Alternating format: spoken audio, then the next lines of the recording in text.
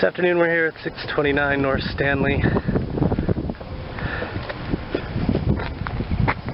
in Los Angeles,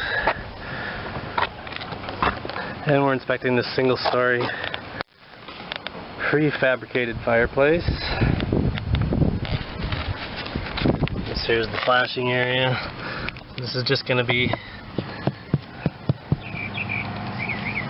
asphalt shingles. There's no actual flashings around the base of the chimney, so you may want to have a roofer install some metal flashings to keep the water from traveling in between this area here. A piece of metal flashing would be like an L-shaped piece and sit here and keep the water from getting into that area or pooling in this area here.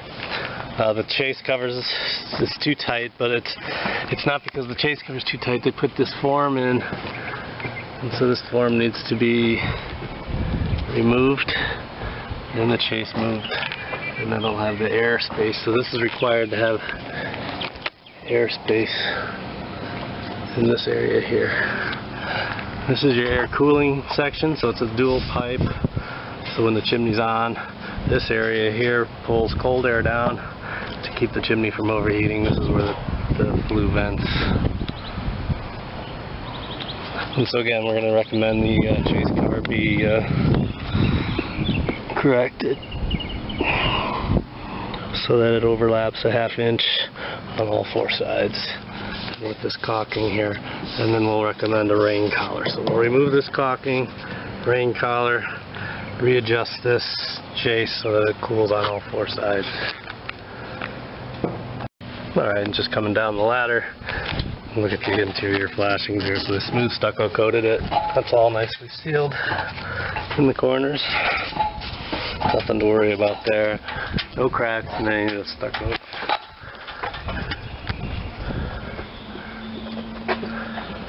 So that all looks good. So we'll put the camera through the interior, make sure the interior flue is okay. Okay, so we're at the top of the prefabricated fireplace in the interior looking out.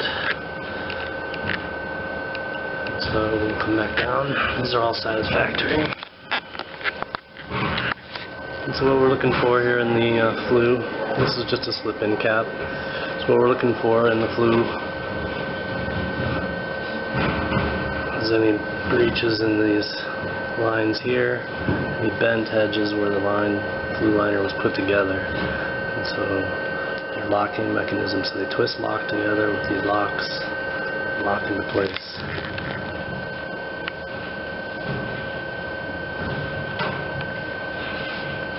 So no bent edges on that first one. That looked good.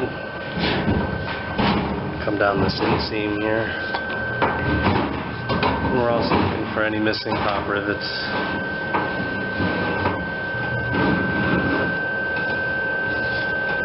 Or pinhole breaching. Okay, this is your second flue liner down. And we're looking for any bent edges in this area here.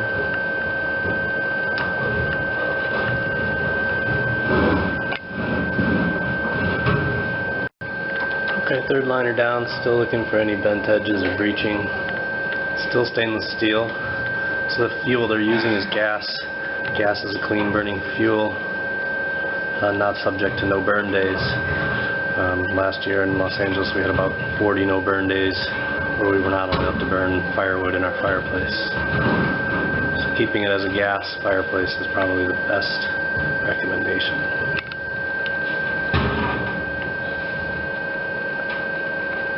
So no bent edges, no breaching, no missing pinholes here so far. Okay, fourth liner down. These were riveted together down closer to the smoke chamber.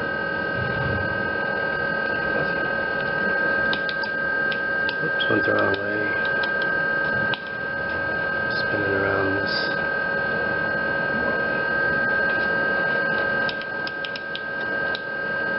And it just gets close, farther away, that's all that's happening here. That's just the camera moving inside the flue.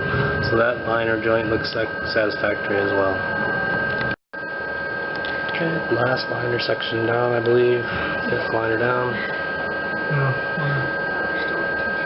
Oh, not quite the last one down.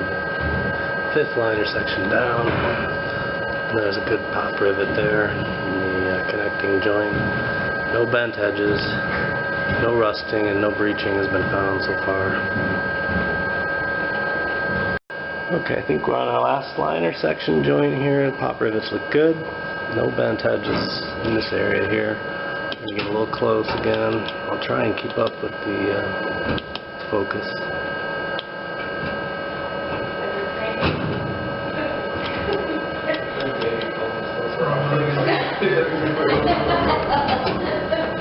And this one I'll be able to look at with the camera from the inside. Okay, so you can see the fireplace has a flexible gas line into the wall. We're seeing the connections on the inside of the wall. There's the gas starter right here. And so it's not a safety hazard per se, but it should be rigid through the line. And then no cracks in the panels. This is your smoke chamber here, and all the screws are in place. And the damper is supposed to be clamped and locked in the open position. So this should be locked permanently open. That's the one little issue with the seal here. Some high heat caulking is needed in that area. It's supposed to be nice and solid like this. So you can see where it fell out here. So some minor repairs to get the chimney in full working, full satisfactory order. We'll test the gas as our last inspection. Okay, so this is a carbon monoxide detector that will be detecting for carbon monoxide leaking back into the room. It also detects any leaking gas. And so again, your start is over here.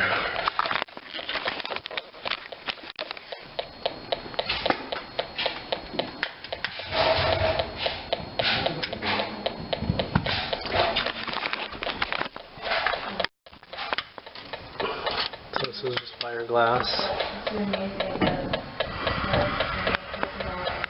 That's good pressure. Plenty of heat for the room. This will heat up the whole area.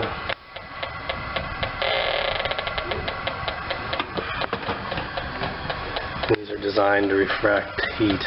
Panels are designed to refract heat, making the chimney more efficient. So this will should detect any carbon monoxide leaking back. So far so good.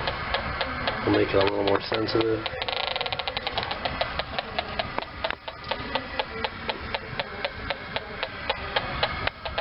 And that's the sound it would make if it was leaking carbon monoxide. So this is good as far as draw. And so just some minor adjustments up top, and we'll be satisfactory for normal